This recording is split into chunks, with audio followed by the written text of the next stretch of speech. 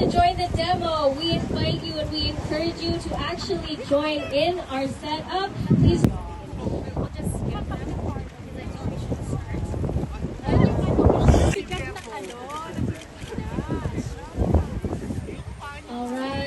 Alright, I think we're about to get it started, people. Just some last minute. People know that you are on the right side of history, that you are on the side of justice and accountability.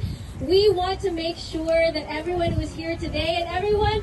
Ako napapagod hanggat makamit namin ang hustisya para sa lahat ng mga biktimang kinuslang.